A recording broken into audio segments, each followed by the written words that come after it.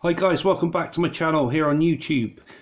Today is my continuation for the Slammiversary countdown. So now we're up to 2014's Slammiversary 12.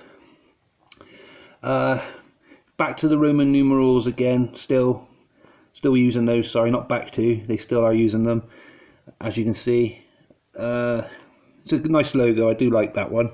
We got Samoa Joe, Bobby Lashley, Eric Young, Kenny King, Austin Aries there on the front cover. Includes exclusive bonus footage, 15 certificate. So this is a Queensway release again.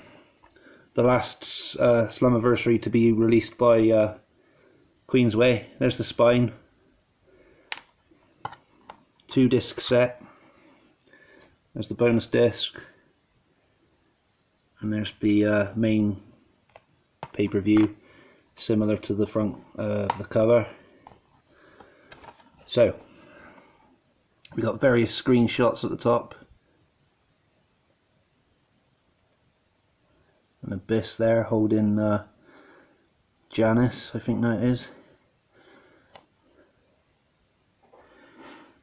The bonus features I thought they were pretty shitty with this year, because they have the Before the Bell Slammiversary 12, Slammiversary 12 pre-show, post-match interviews, and this one only has a total run time of 3 hours and 53 minutes.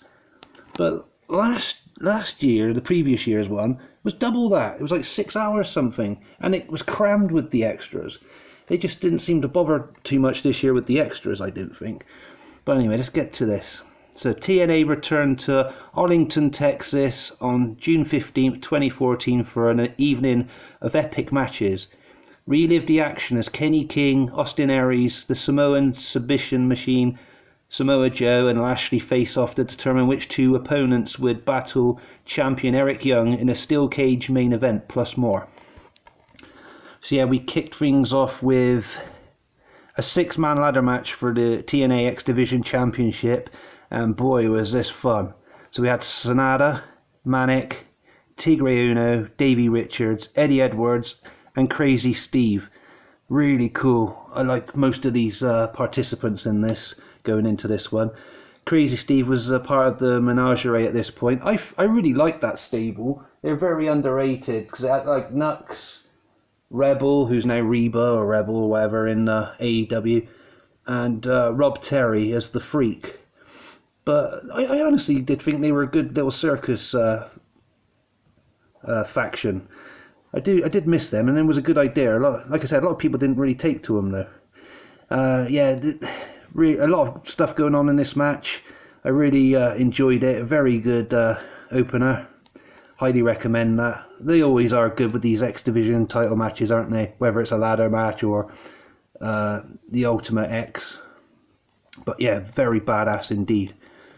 We had the Samoan submission machine, Samoa Joe against Lashley to determine the first spot in that world title triple threat cage match later in the evening between these two. And Lashley had advanced by beating Samoa Joe, so he got his spot in the main event in the first match. We had Willow against Magnus in a very exciting match.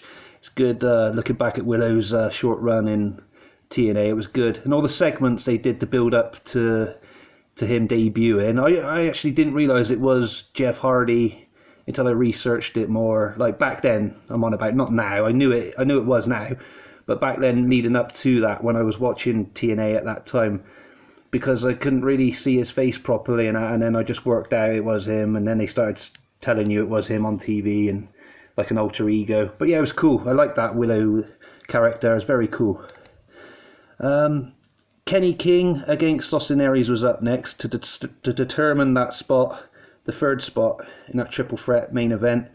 It was it Austin Aries that got this one? I think it was Austin Aries that won this one, if I remember rightly.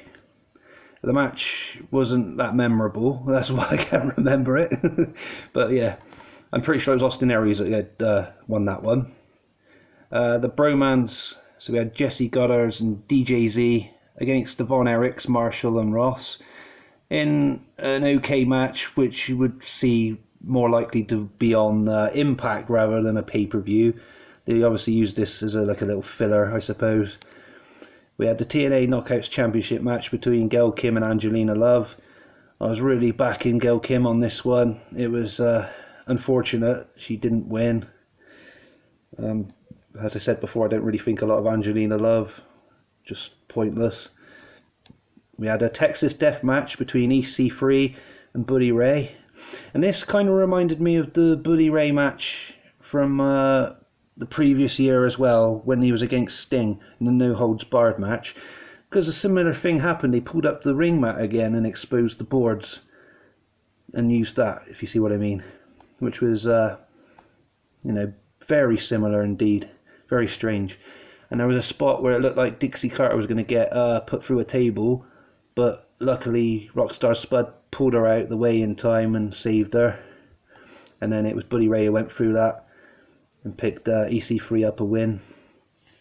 We had Mr. Anderson versus James Storm in probably one of the best matches of the night.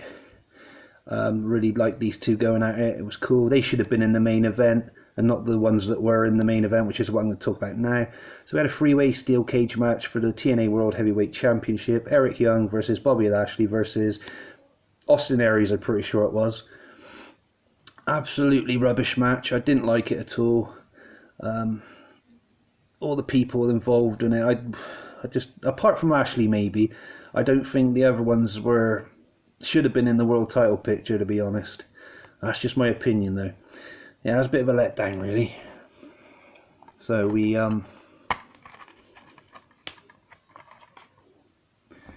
give it your score now. Obviously it wasn't as good as the 2013s because they were really tight with the extras, I thought. So you're going to get a lower score for that now. So this one's going to get a 6 out of 10. Unfortunately, it's one of the weaker Slammiversaries in my opinion.